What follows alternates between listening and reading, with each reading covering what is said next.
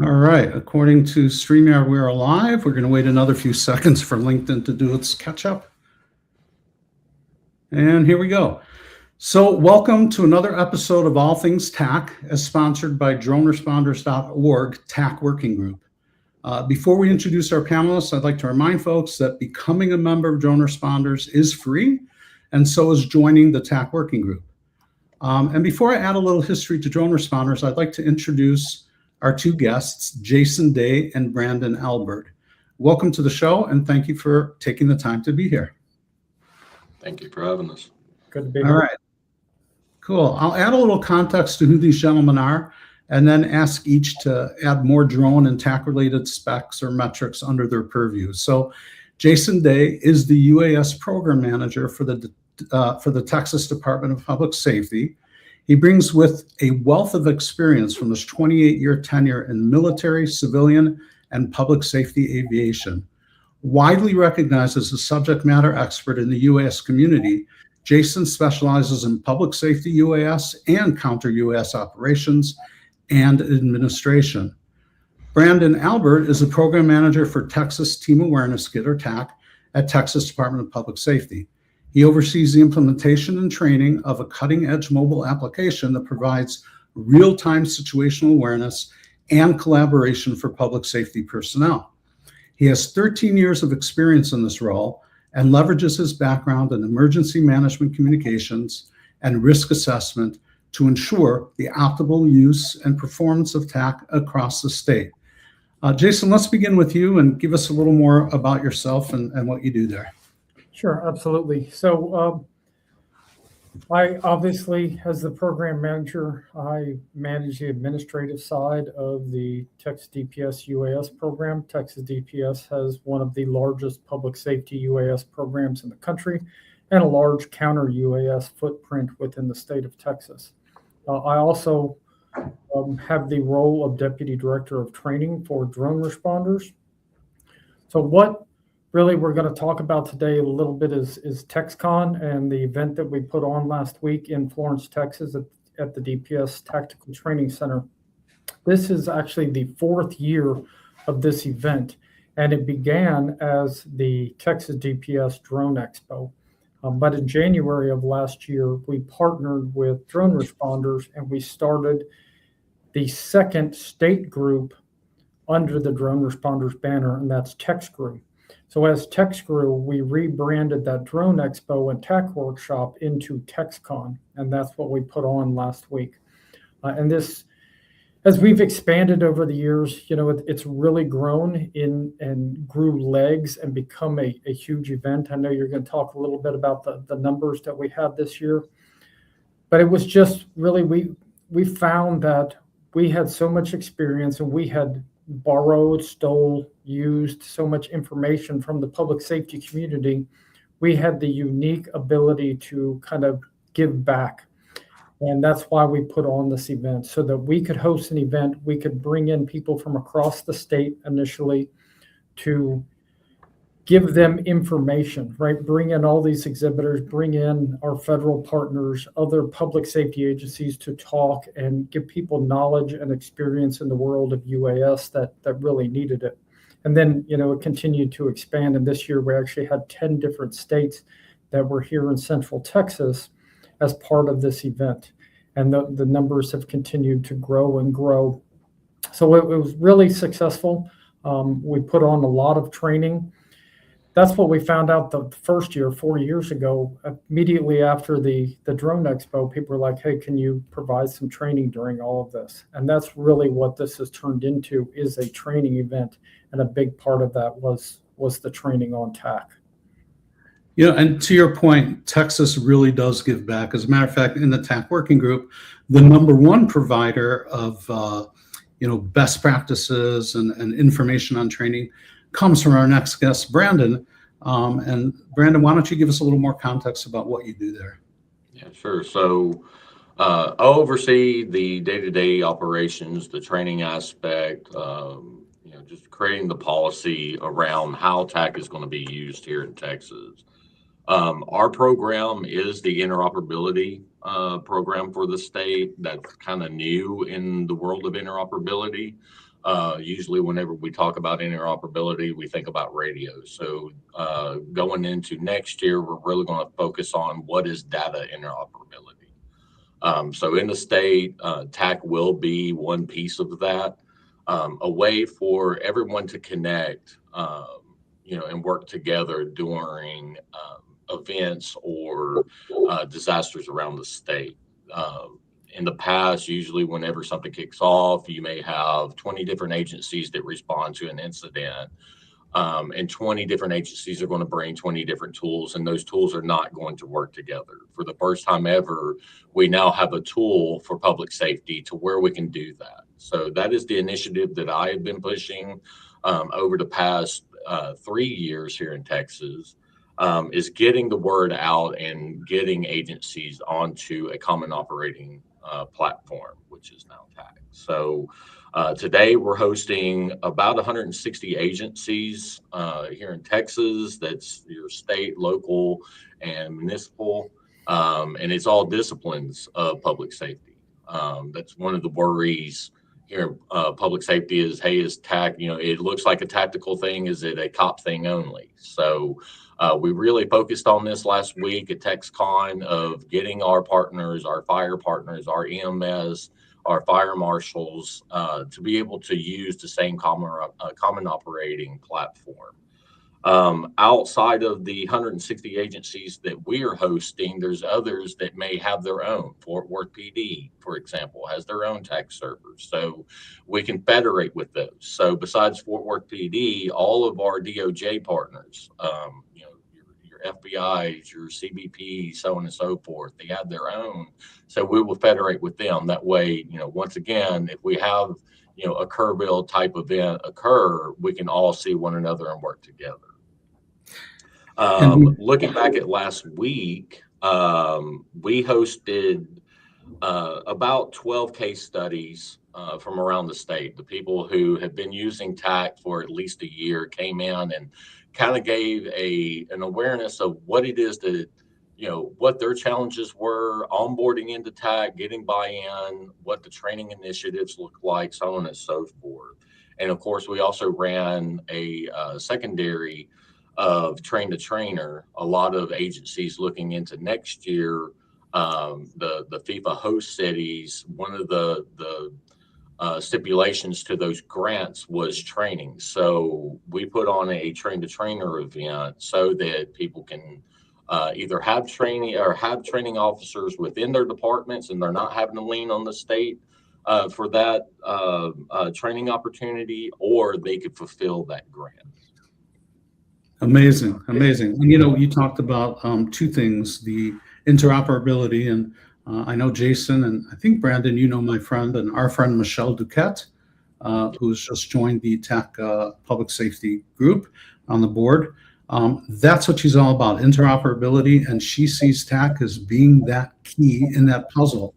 And I'm going to have the pleasure of being on This Week in Drones tomorrow with my friend David Lewin, and hopefully Chief Werner will be there, and we will be able to talk a bit more about the TAC working group and how that might fit in. But yeah, Michelle brought up interoperability, and my understanding is that you guys, unfortunately, have had the disasters that required really being able to do that in a hasty manner.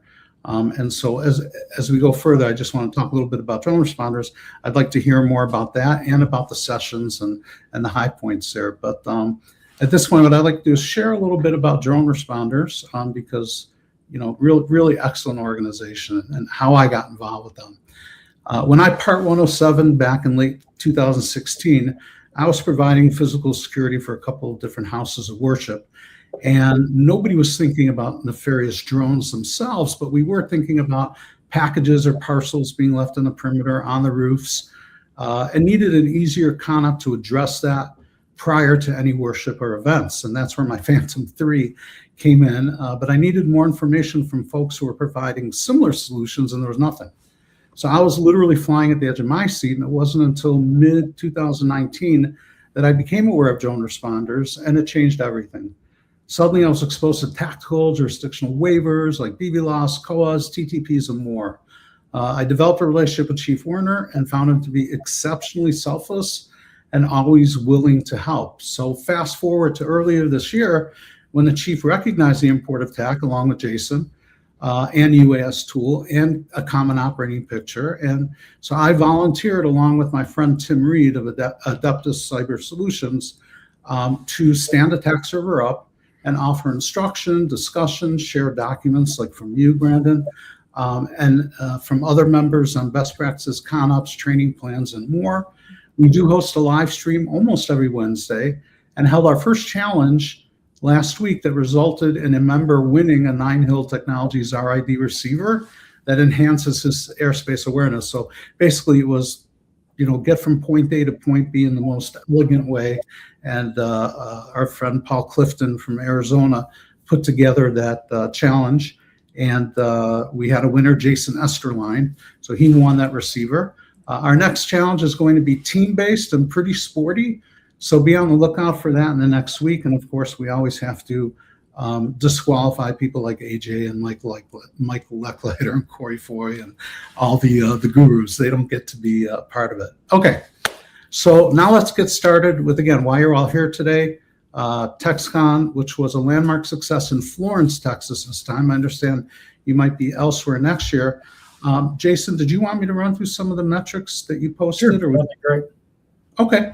So this year's event brought together over 450 public safety, government, and private sector professionals, all united in advancing the Droneresponders mission of shaping the future of public safety UAS, counter UAS, and advanced air mobility. And that is so important because I've always said that you just cannot advance, air taxis and get all jets in and have, public safety using those stratas like we saw in the Jetsons, different levels, without having some really good plan and counter drone, because somebody is going to try to or want to muck that up. So really happy you guys are addressing that. Some of the highlights were there were 170 attendees participated in one of 8 specialized training sessions, which I'd like to hear about, and 37 exhibitors showcased the latest innovations in UAS hardware, software, and services, including cutting-edge counter-drone technology as we prepare for the upcoming World Cup. There were lots of conversations, collaborations, and connections were made, and really, I can't emphasize that enough. I had known guys like Corey Foy and Charlie Laird and Ralph Kohler, not in real life. When you meet somebody and you shake their hand and you find common interests, it really does help the entire cause in total. So fantastic and really good stuff. Let's start again with you. Jason, can you add some context to some of these specialized training sessions and what it might look like next year? Sure. Yeah, just to reiterate your point, really the point of TEXCON is hugs and high fives. Everybody coming together, getting to know each other in the real world versus on a Teams call or Zoom or whatever.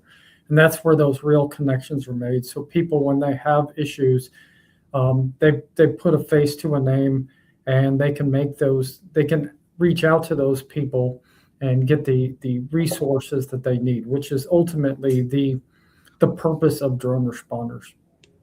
So as far as the training goes, as I mentioned 4 years ago, this is really what everybody was asking for. And on a DPS level, this is one of the things that we get the most.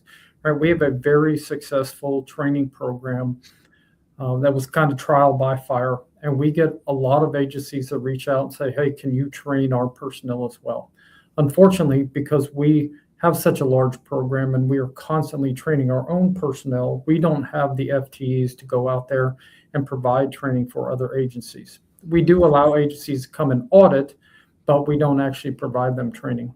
So TEXCON provides us the opportunity to be able to provide that training.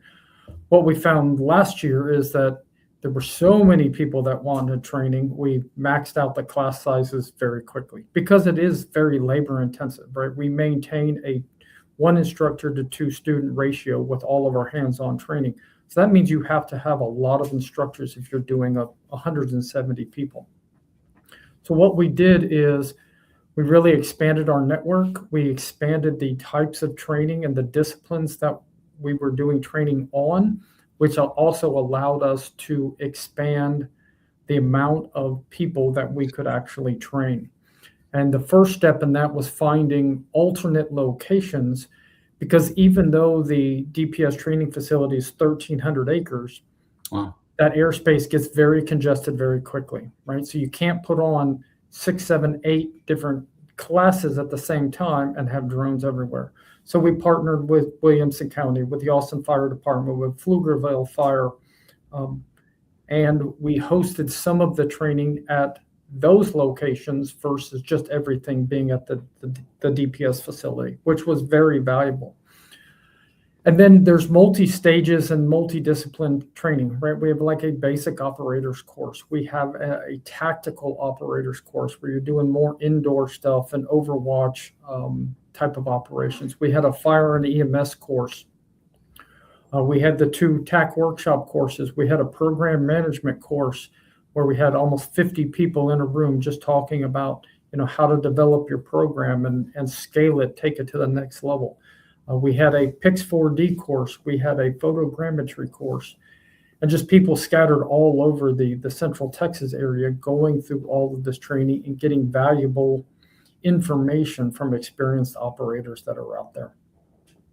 Did you integrate any other types of robotics, being ground robotics, the dogs, anything like that, or was the focus mostly on airborne systems? Yeah, right now, because it's a 2-day course, we really have to focus the content on the UAS side of it, because that's really what everybody's asking for. As we expand TEXCON, especially next year when we move up to the North Texas area, that gives us more opportunities to provide more different types of training and integrate those other types of robotics. So where we're at now, and our big problem is the DPS facility at 400 people, we really max it out, right? So 450, that was a lot of people. We only have so many bathrooms and so many rooms to do training and things like this. So we're going to start moving TEXCON across the state. We're looking at a couple different convention centers in the Arlington area for next year, probably somewhere near Cowboy Stadium and the Rangers Stadium, so that we can provide a bigger venue, bring in more people, give more back to the public safety community, have more training classes, and engaging all of those folks in the North Texas area using their facilities, just continuing to expand. And then we'll probably move to Austin, maybe San Antonio the year after. We'll move this around Texas, because the ultimate goal of both TexCrew, TEXCON, and Droneresponders is to take the information, the training to the people, instead of everybody having to come to one place, the same place every single year. And do you think that those other locations will have the same type of training area, the 1,300 acres you spoke of, or more, split up perhaps within driving distance of each other? Absolutely. So, I mean, if you think about Arlington, Texas, you've got Grand Prairie, you've got Irving, you've got Dallas, you've got Fort Worth, and then all the other cities around there, right? You can leverage those really robust, professionalized programs that already exist and bring in more instructors and provide a wider variety of actual content. Nice. I noticed that some of your exhibitors were counter-drone companies, and I wondered if you received any kind of legislative relief during that conference to allow them to show off how they, utilize their product to return to sender, drop in place, or, what do you call tractor beam to hazmat or EOD waiting on the side. Did you have any of that opportunity? We did not. And we had quite a few of the counter UAS vendors say, hey, we have these capabilities. We would like to show it off. We, DPS, and public safety in general, still does not have that authority. So we were not going to really get into that realm of going outside what we could and should do. Next year, with the Safe Skies Act and everything going on in the NDAA for 2026, that may be a part of the training that we put on, right? Maybe we partner with the FBI and have some type of program where they can do additional training for public safety and SLTTs on the mitigation side. Yeah. Kind of shifting that conversation back to TAC, that's one of the kind of superpowers, right? TAC has so many different uses depending on the user, and it really is that single pane of glass. So if you are a security professional and you are in charge of whether it be FIFA or some other mass gathering event, having one pane of glass that can ingest multiple drone detection sources is extremely powerful, because that's what we hear from a lot of the vendors. Well, I want this piece of technology for this part of the city. I want this piece of technology for this part of the county, but they're different vendors and their software platforms don't work together. Well, how do we overcome that, right? TAC is the way. Through standardized APIs, you can ingest all of that data, and you don't care now who and what vendor all of that data is coming from. It gives the boots on the ground that visualization in real time. Right. And, I find I use Drone Hone all the time. That's a free plugin. It's GOTS. You can download that from tech.gov. But, I can just use my end user device and its capability to determine whether Wi-Fi or Bluetooth is around me to gather info, or I can slap, my phone has a little metal pad on the back. I can slap a magnetic mini on there and be able to enhance that. So yeah, being aware of your airspace is so important, not just on the tactical side or the ISR side, but I mean, look what happened in the Palisades fire. Look at that, careless, clueless person that ran into a, I don't know if it was a tanker, but something that brought down a very important piece of aircraft. So, yes. So let's talk about the 2 tracks of training, Brandon, that went on there on TAC. So during the event, like I said, we had case studies. We had the Coastal Bend case study. So Corpus Christi PD came in to talk about what their challenges were and how they're overcoming those challenges. We had Ryan Cobb come in to talk about Kerr County flood and how we use TAC there to overcome that. We had Harris County fire marshals come in to talk about, how is hazmat being solved now with TAC. We had Woodson Blaze with the Marshal Service come in to talk about, all the different aspects that, how they're using TAC to solve for problems. And then a pretty good discussion that I enjoyed. We kind of had a panel discussion with Eric Skinner in Fort Worth, along with the game wardens, on when does it make sense to either be hosted or to break off and start your own TAC server. So really great conversations came from that. I think that's going to help a lot of people here in Texas making that determination of, do you join the Texas server and let DPS host you, or does it make sense for you to break off and do your own thing? The next day we came back and we had conversations. Paul Clifton came in and gave a demonstration of what search and rescue could look like and all the tools that you can integrate in, all the video feeds from helicopters, from drones, so on and so forth, to help solve for that search and rescue bit. Charles Laird came in from North Carolina to talk specifically about, how do we fight fires using TAC.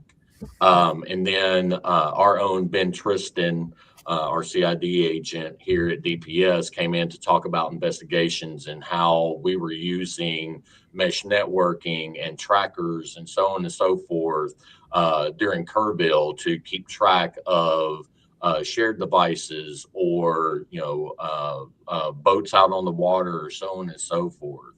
And then he came back and did a advanced TAC. So, how do you integrate these things in? What are the challenges, so on and so forth. So that was one track that we ran, were just case studies and, how do you use TAC to solve a problem? The other side of it, we did a train the trainer. It was a 2-day course. Here in Texas, anytime that you want to be certified as a trainer, that is a 16-hour course that you have to take, in which we're going to teach the basics of, how does TAC work? Where is a point dropper What is the difference between ATAC and ITAC, or excuse me, here in Texas, we're using TAC-aware. So what is the difference between these two things? Which one, can solve for problems? Which one may have limitations? And then we also teach from a program standpoint, what is the mission here and how can you be a part of that as an agency?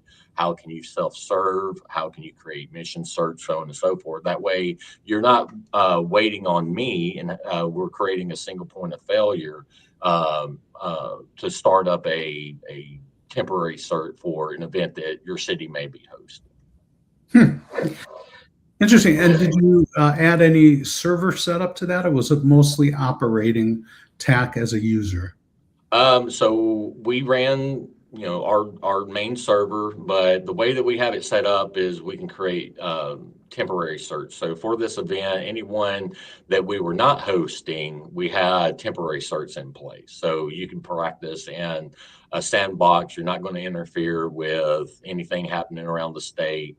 So overall, it was pretty good event.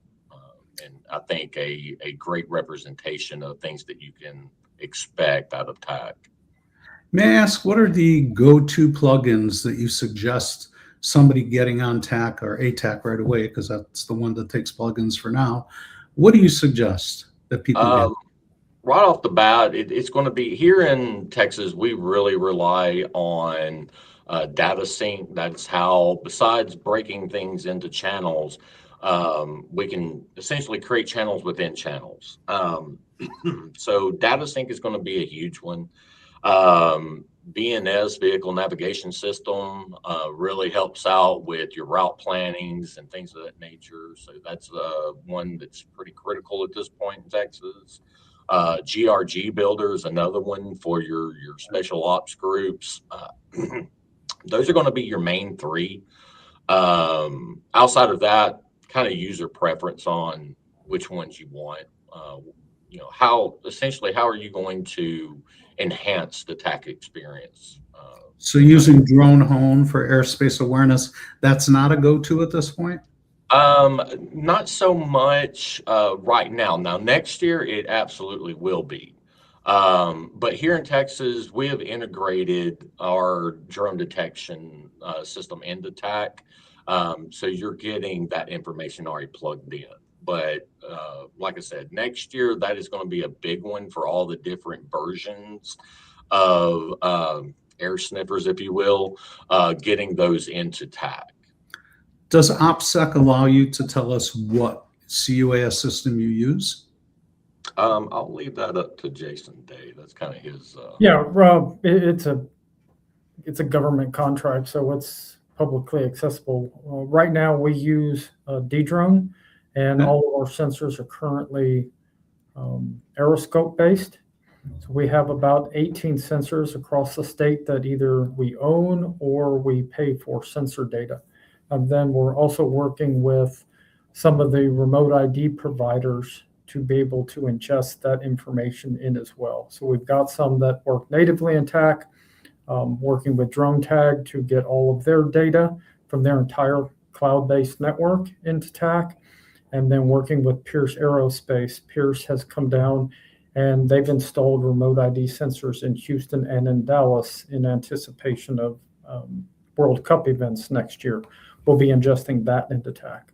And so, what's great about that, and not that we look to circumvent procurement processes or contracts, but a lot of times you've got all of these drone detection sensors out there, and you can't just share your login information with other agencies, right? However, if you're pushing that data into TAC and you've got 160 agencies on TAC, everybody has that information, right? And now we're talking about information sharing and increasing everybody's situational awareness.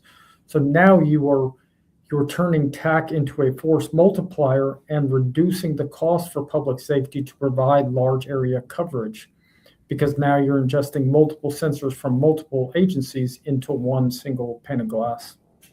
And that was a huge discussion. Yesterday, I was in Houston and we did a FIFA planning meeting in which, counter UAS is a huge topic right now. So we were talking exactly that of, Houston PD may be able to afford, this particular brand at scale, right? And then the county could maybe pitch in a little bit more of a different version that, can do a little bit more. And then the state level is going to be able to afford, a bigger price tag system that can do, certain things. So,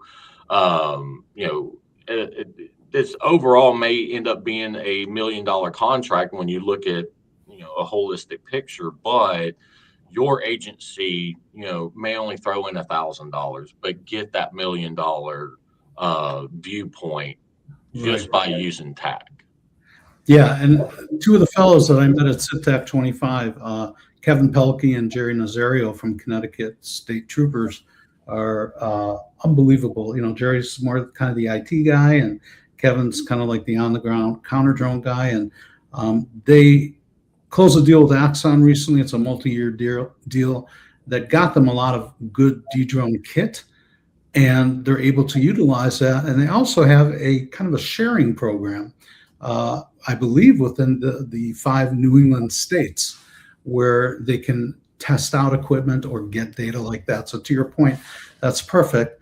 And our friend Michelle put up a comment that I would like to raise, which is that if we keep putting it out there, that TAC fabric that connects real-time situational awareness across public safety, national security, and commercial low-altitude ops is how we're going to have the right discussions happen. And that was like exactly to my point about how we can't get all Jetson until we know that everybody is working together. It's funny. I'm just going to share this, Michelle, so you can hit me over the head with a 2x4 when you see me next. But I remember it must have been about a year, maybe a year and a half ago, that Michelle went to a Droneresponders conference and created a doodle of what TAC might look like as an interoperable thing. And that doodle has just, morphed into something that we see today and all the great work she's doing. So, Michelle, we appreciate you. Thank you for that comment. If there are any other comments, folks, don't feel shy about putting them up. Let us know who you are, where you're from, what you'd like to ask, or what you'd like to offer. Definitely would love to see that. So I'm just going to comment on her comment there. This is something that we've shared with NASA quite a bit as they are continuing to develop UTM. If you think about it, for certain situations, TAC is a public safety UTM system. Although it does not provide rerouting and some of the other mechanisms, it can provide complete situational awareness, right? Helicopters, airplanes, drone detection, public safety drones, and the commercial sector all in one right there on your phone. And showing how we are already doing this in Texas, going and putting this information in front of NASA, showing them, hey, it can be done. It can be done quickly, and it can be done at scale, will really help them get more buy-in, because we all know UTM is way behind schedule. It's a lot of work wrangling all the different vendors, but it's possible to do all of this information sharing if everybody can come together for the common good. Excellent. And, before I forget, I want to put something, out there on that. Is there a chance, Brandon, that we can get those slideshows or, if you did video on the training up on the TAC working group? Is that something you could share? Yeah. Okay, great. We'd love to see that. We're actually going to create a couple folders on the Droneresponder site for everybody, for all the material that was presented at TEXCON. So that'll be coming here in the next couple of weeks. Okay, and can it be in TAC working group too, or it's going to be in the general? Absolutely. Okay, excellent. So, by the way, Michelle just mentioned that doodle was actually a picture of Jason's words that day. So that was a collaboration. Awesome. Thank you, Michelle. So, I use the word AAM, and I think I just got corrected that we should start referring to it as UTM when we're bringing drones into the picture. I've always said, and I could be wrong, and kind of like prove me wrong, that counter drone needs to advance at the same rate as UTM. Because, and let me give you an example. The Israeli airline El Al was a target in an attack in Africa in the 2000s. And a couple of guys got at the beginning of the runway and launched a manpad at it, and thank God it missed. But as a result, El Al, I believe, is the first passenger, jet carrier that has a system on the belly called the Chorus system. And that Chorus system actually can detect and send a high emitting laser at a manpad inbound.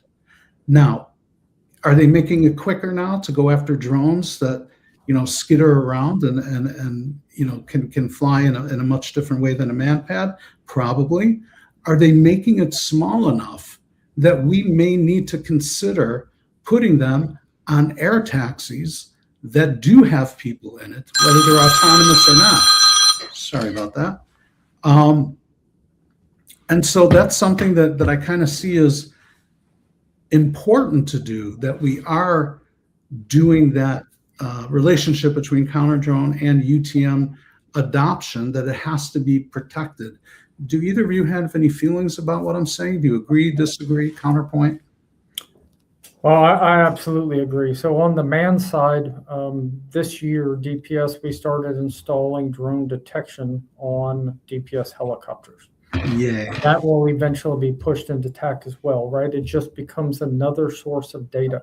And that's all TAC is. It's a data collector. You are just collecting information from any source that you can pump into it and then providing that information to the end user. But UTM is a huge part of this, because you need to know 2026 is going to be the year of air taxis, and the airspace is just going to get more complex. They need to know where all the drones are as well. Do we necessarily need a sensor on every air taxi? Maybe not, if we can build out a national network like ADSB of all of this remote ID data or drone detection data, and come up with some type of standards where this can be pushed, and it can just be just as ubiquitous as ADSB information. And it can be crowdsourced, right? It doesn't have to be. A lot of ADSB information is just somebody in their backyard with a tower, and they're putting up a receiver. And we're working with ADSB partners because we ingest that information into TAC as well. But also 2026 is going to be the year of counter drone, if we're going to use that term for it, right? Because of FIFA, because of the Safe Skies Act. It's going to go way up. Yeah. I mean, the vendors know there's money out there. So a few weeks ago, up in Virginia, Droneresponders, in conjunction with the Commercial Drone Alliance and the White House Task Force for FIFA 2026, we hosted an event specifically on this, because there is President Trump's big, beautiful bill allocated, $600 million to go into security for FIFA. And a large amount of that is going into drone detection and mitigation technologies. But you have to train public safety, and public safety has to know how to get this funding. And that was one of the big gaps that was identified, is the lack of requirement for a common operating picture, right? So you could have Dallas getting money and Arlington getting money and Fort Worth getting money for drone detection, but nothing said, hey, all of that data has to go into the same place. So it's incumbent upon the local agencies and leadership at the state level to herd the cats, to say, here's how we provide everybody all the information from these sensors. Brilliant. So it's money well spent. So do you see us moving quickly from the ridiculous 5-year plan of the 4 federal agencies, Justice, War, Homeland Security, and Energy, being the ones who would come and stand next to SLTT operators and allow them to learn how to do the entire chain from detection through mitigation? Do you see that happening quickly, like moving away and going to something that we can work right away? Well, anytime you use the word quickly and the federal government together, that doesn't normally equate.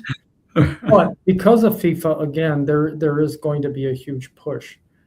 I think if you read through some of the nuances of the NDAA, one thing that specifically the FBI or DOJ has asked for is every time that they send a team out to assist SLTTs, that there's some type of funding mechanism on the congressional level, because even the feds are underfunded in this area. So they're sending out teams to help with Super Bowls and World Series and mass gathering events, but they're not getting a whole lot of return financially on being able to do that. So they need to expand their program.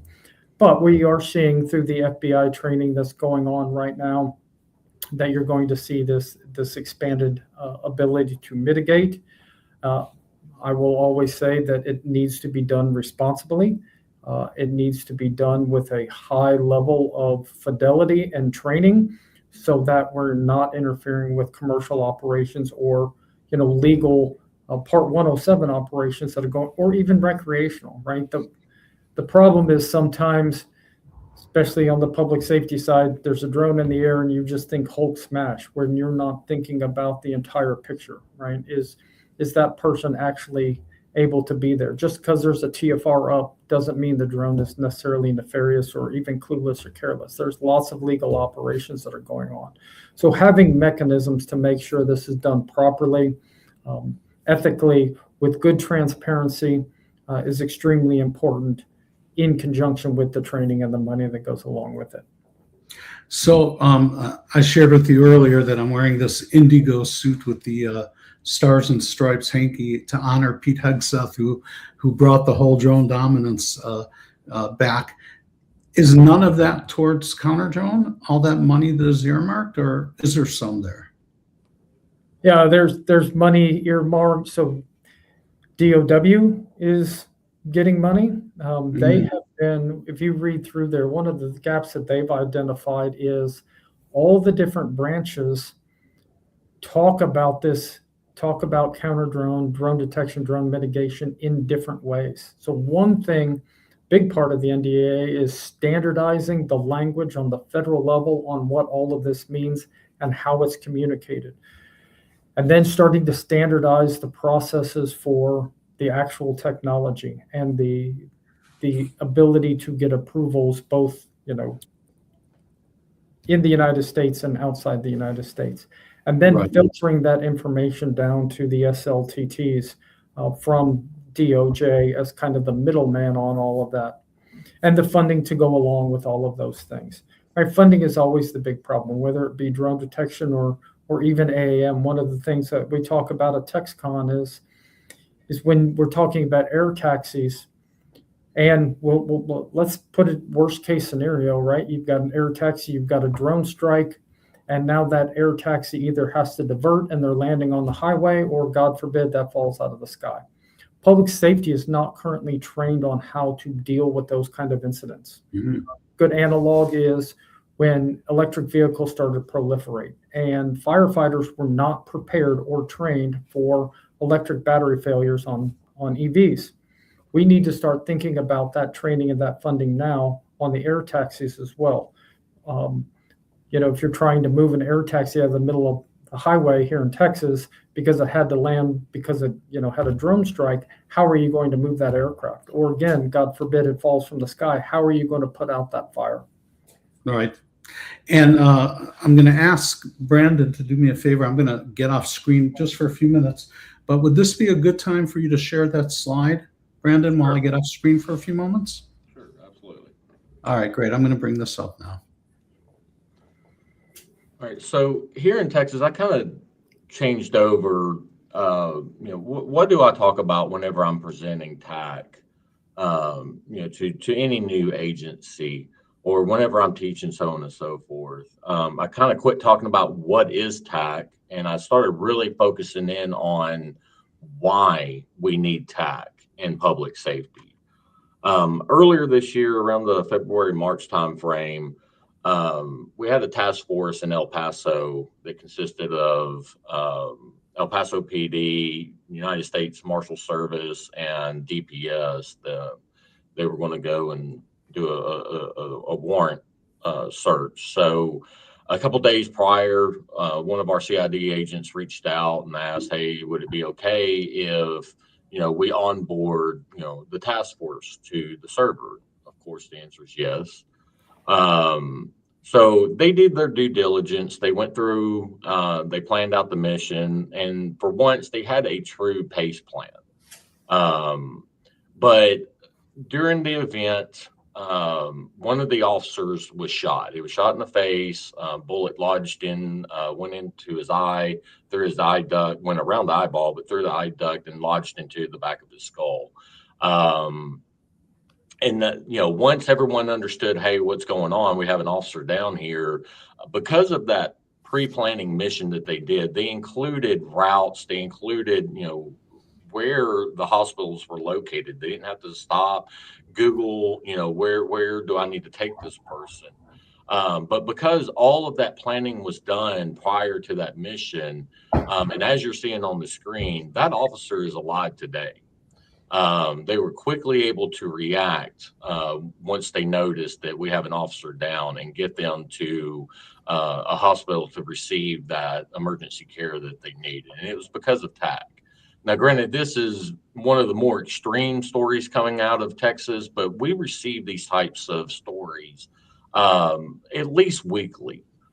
Sometimes more than that, but at least weekly on, this officer would not be alive, or there's a chance that things could have really went wrong if it wasn't for TAC and having just dots on the map of, hey, I'm pinned down, I need someone to help me out. And that's all they have to say over the radio. They're not having to read off grids, they're not having to give street addresses, so on and so forth. It's just simply get onto the radio and say, hey, I'm in trouble, my location is located on TAC, come help. And here comes the army of public safety to get that officer the help that they need so that they can return home at night. So here in Texas, this is really what I'm pushing.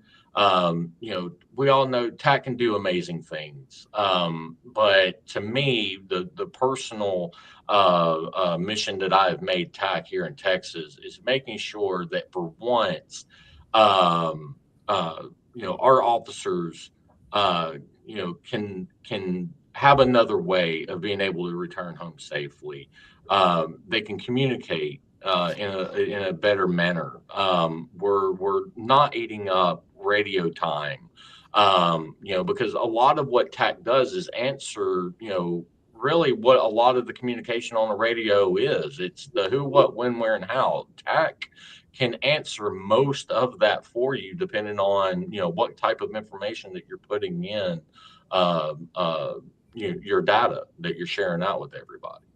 So I did want to push this slide just to, for anyone who may be new or, is thinking about TAC, take this into consideration. Talk to your brass within your department to show, hey, this thing is, it's saving lives out there. It's not just something cool to have. Like it's really saving lives and making a difference for public safety. And if Game Warden Cobb and Deputy Clifton are listening, we would love for you guys to add your slideshows to the TAC Working Group media as well, or file section. And I'm going to remove that for a moment. And what I wanted to do real quickly is we're talking about airspace awareness and ADSB and how quickly people can get that going. So this device right here cost me, I think, $24 off of Amazon, and this cost me $15. And then using a RID receiver mini from Nine Hill Technology, I put all that together, and I can see manned and unmanned. I'm in a rural section, so I get to see interesting things going over. As a matter of fact, the president was here in Scranton, of all great places, near Scranton at Mount Airy Casino yesterday. And I know that because one of our water tankers from our fire company needed to be at the airport on standby.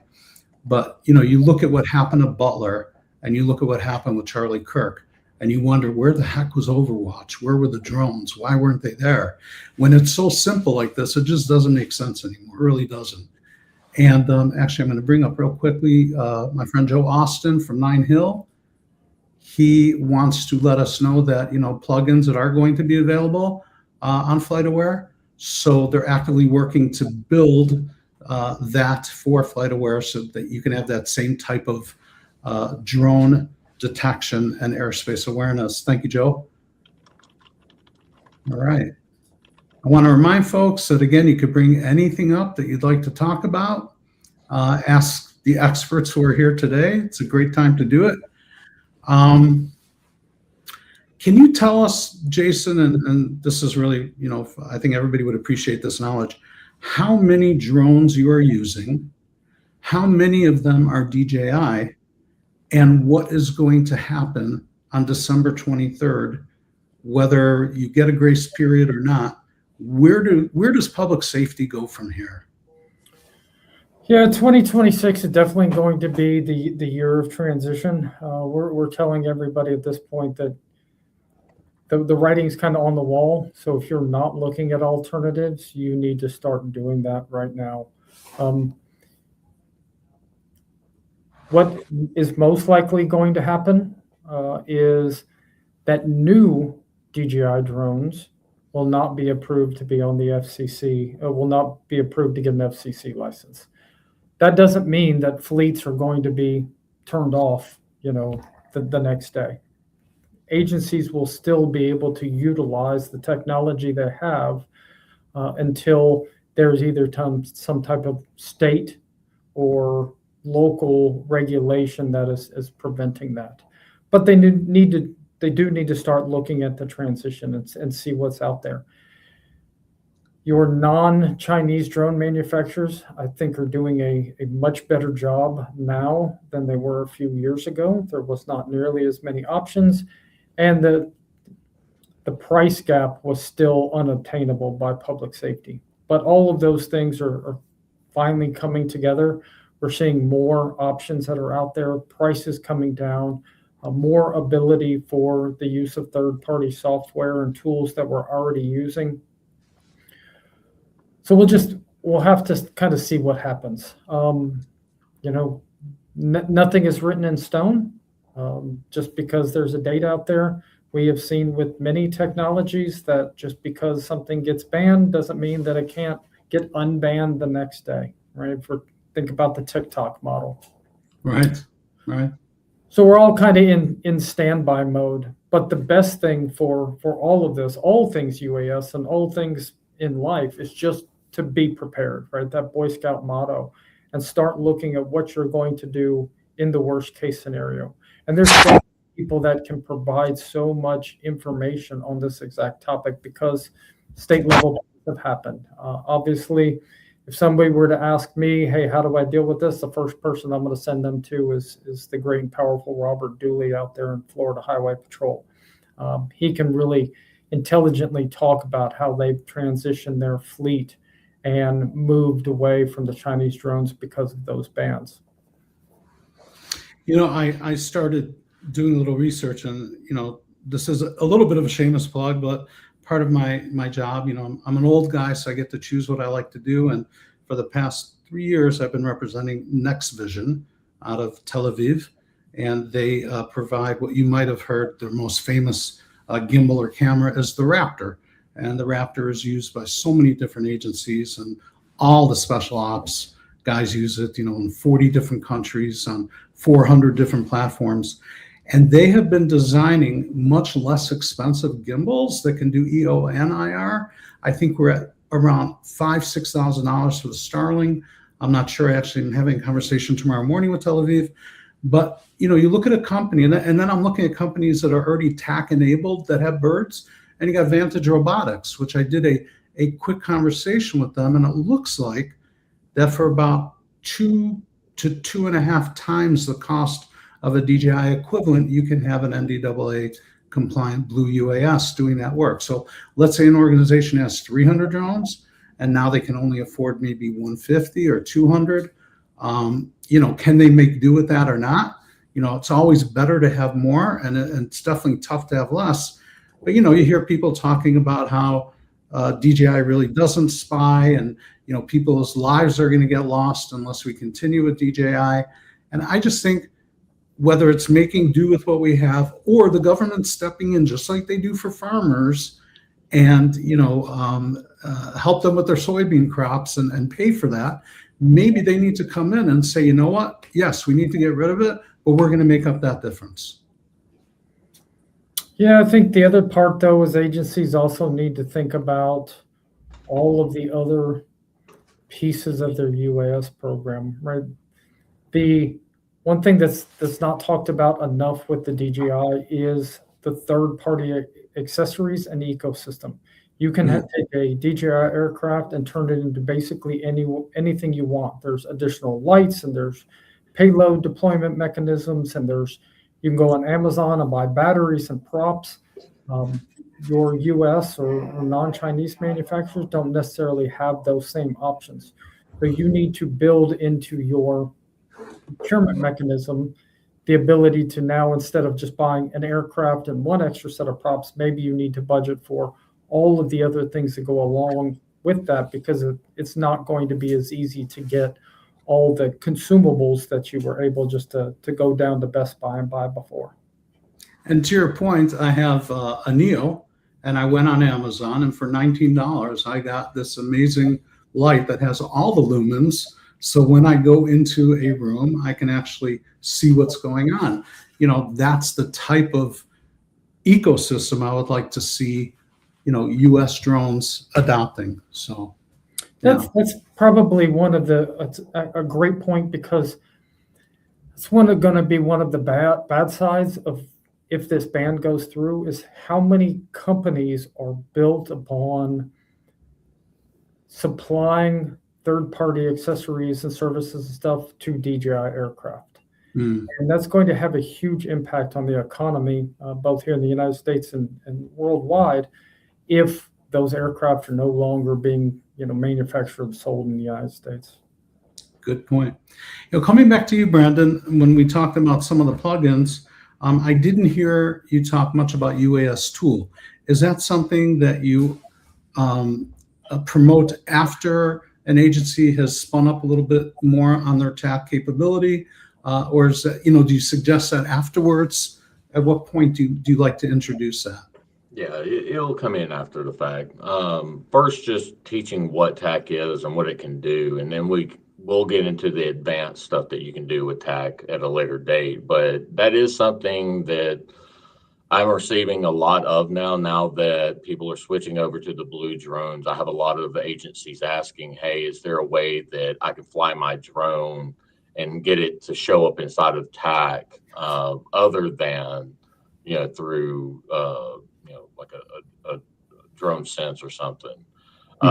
So that is something that we will offer for folks if